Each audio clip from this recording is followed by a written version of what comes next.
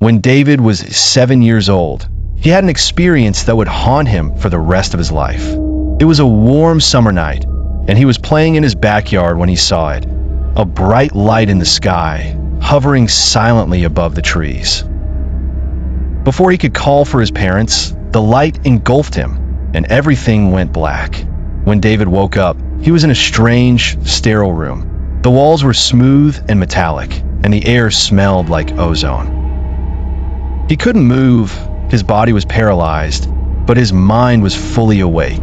That's when he saw them. Tall, slender figures with large, black eyes.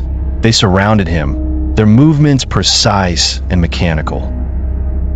David tried to scream, but no sound came out. The next thing he remembered was waking up in his backyard hours later. His parents were frantic, searching for him. David tried to tell them what happened, but they didn't believe him. They said he must have fallen asleep outside and had a bad dream. But David knew it wasn't a dream. The memories were too vivid, too real. Years passed, and David tried to forget about that night. He grew up, got a job, and started a family. But the memories never went away. And then, one day, the messages started. It began with strange symbols appearing on his computer screen, symbols he recognized from the walls of that metallic room. At first, he thought it was a virus or a prank. But then, the messages became more direct. They appeared on his phone, his TV, even his car's GPS. The words were always the same. "We are coming back."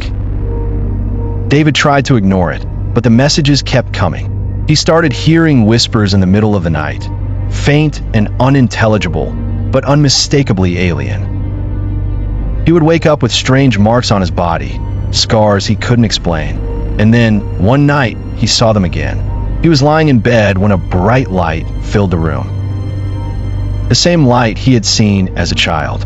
He tried to move, but he was paralyzed, just like before. The figures appeared, their black eyes staring into his soul. They didn't speak, but he could hear their voices in his mind. "You belong to us," they said. "You always have." When David woke up, he was in his backyard, just like before. But this time, he wasn't alone. His wife and daughter were there, staring at him with blank expressions. They didn't speak. They just pointed to the sky, where a bright light was fading into the stars. David never told anyone what happened that night. He couldn't, but he started noticing changes in his family. His wife would stare at the sky for hours, muttering in a language he didn't understand.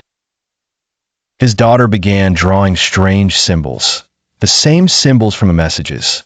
And every night, he would hear the whispers growing louder and more insistent. David knows they're coming back. He doesn't know when or why, but he knows he can't escape. The aliens have marked him, and they're not done with him yet.